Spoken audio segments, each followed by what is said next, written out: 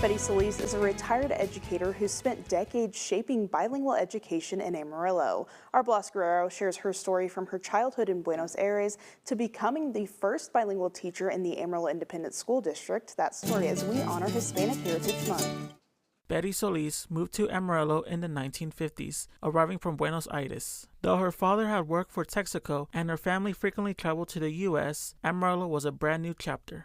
My father was from the United States. He was born in Arkansas. He used to have a refinery here, and that's where he worked. So that's why we ended up in Amarillo, and I was about 15 years old. Solis spoke English with an Argentinian accent and was teased, leading her to limit her speech. I just decided I wasn't going to talk, and so I did gymnastics, and I could do 8 backflips.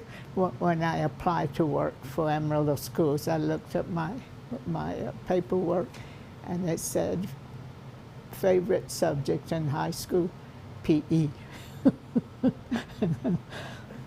Because I didn't have to talk, you know. Her passion for education grew, and decades later, Solis became the first bilingual teacher in Amarillo ISD. I started teaching, you couldn't speak Spanish, and children were punished for speaking Spanish. And the first school I taught at was, didn't have a name. It was called the Mexican School.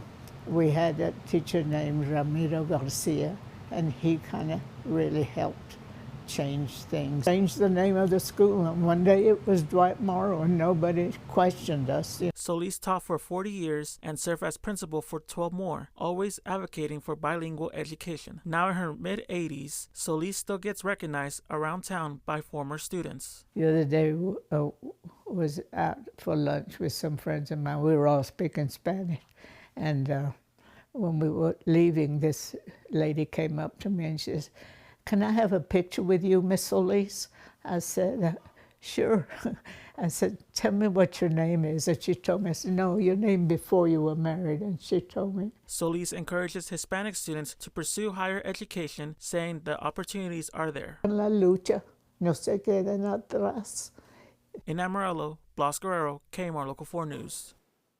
For Solis, the greatest reward has been watching her former students grow into successful teachers, doctors, and lawyers. In 2022, she was among 4 to receive WT's Distinguished Alumni Award. We have her full story on our website, myhighplains.com.